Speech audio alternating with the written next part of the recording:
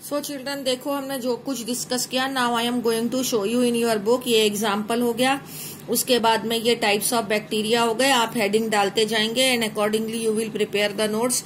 उसके बाद में आप इसको टर्न कीजिए।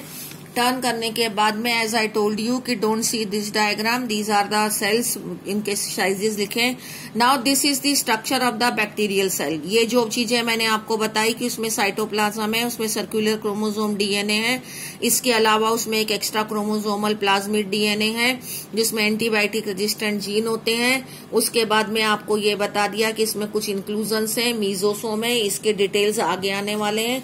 फिर ये सेल एनवलप बता दिया है, सेल एनवलप में क्या क्या चीजें हैं। सेल एनवलप जो है उसके अंदर ये आपका ग्लाइकोकैलिक्स आ गया। ये ग्लाइकोकैलिक्स का सारा gram positive gram negative bacteria glycocalyx के बेस पर है।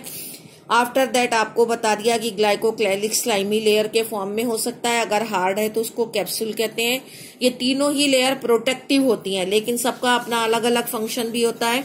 उसके बाद में सेल वॉल आ जाती है जो कि पॉलीसैकेराइड की बनी हुई है। सेल वॉल जो है उसके अंदर वो बस्टिंग और कोलेप्सिंग से उसको प्रोटेक्ट करती है। जस्ट अ मिनट, वो किसे बस्टिंग और कोलेप्सिंग से प्रोटेक्ट करती है। उसके बाद प्लाज्मा मेम्ब्रेन है, सेमी परमिएबल होती है। प्लाज्मा मेम्ब्रेन के इन्वेजिनेशन को मीजोसोम बोलते हैं। प्लाज्मा मेम्ब्रेन में ही रेस्पिरेटरी एंजाइम्स भी होते हैं। अब ये mesosome vesicle like tubular structure या लेमिलर लाइक शेप में स्ट्रक्चर होता है। अब इस मीजोसोम के ये सारे यहाँ फंक्शंस लिखे हुए हैं। डीएनए रेप्लिकेशन के अंदर, डिस्ट्रीब्यूशन ऑफ डॉटर सेल के अंदर, मतलब कि distribution to the daughter cell. अगर डीएनए रेप्लिकेट डबल हो गया तो वो डॉटर सेल के अंदर ट्रांसफर हो जाएगा। रेस्पिरेशन में, सिक्रीशन में, इन सब के अंदर ये हेल्प करता है। इसके अलावा बैक्टीरियल सेल के अंदर ये जो फिलामेंट होता है, ये फिलामेंट का स्ट्रक्चर है which I am going to show you in another book also.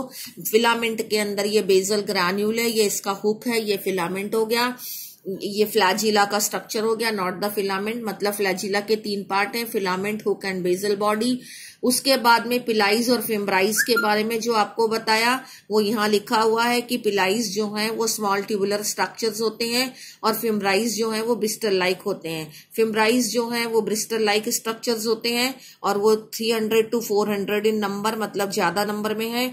और सेक्स पिलाइज जो होते हैं वो फ्यू नंबर 1 to 4 होते हैं नंबर में। An exact number is written here only. ठीक है, आप इसी को एग्जैक्ट मानेंगे। उसके बाद में इंक्लूजन्स में राइबोसोम बता दिया, नॉन सेल्यूलर, इसकी ये सब यूनिट्स होती हैं 30S 50S। अगर एक राइबोसोम, बहुत सारे राइबोसोम एक एमआरएनए से अटैच हैं तो उसको पॉलीराइबोसोम, पॉलीसोम कहते हैं। This is the site of protein synthesis. Then inclusions आ गए।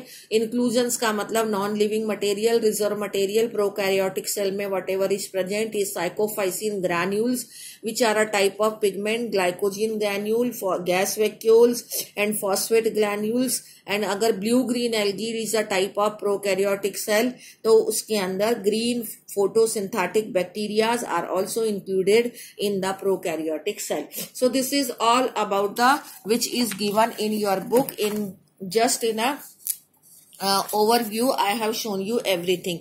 This diagram I have already explained you. Now I will like to show you the type of bacteria on the basis of their flagella. This is flagella. ये flagella का एक detail structure दिखा रखा है कि flagella में ये filament है, ये इसका हुक है और ये बेजल ग्रैन्यूल है। Okay, but how it is attached to the cell of bacteria which I have already shown you in the previous diagram. Now on the basis of flagella, bacteria can be categorized as, ये flagellated bacteria है। अगर flagella नहीं हो तो वो non flagellated atrichous होता है, और अगर flagella is at one end single तो monotrichous. If single flagella on both the end, then amphitrachus. If many flagella on one end and that is head region, it is called as cephalotrichus. If many flagella on both the ends, then lophotrichus. And if flagella are scattered all over the cell, then peritrichus. And if there is no flagella, then atrichus. So this is how the bacteria can be categorized on the basis of their flagella. Okay, this picture also I am going to send you. Thank you.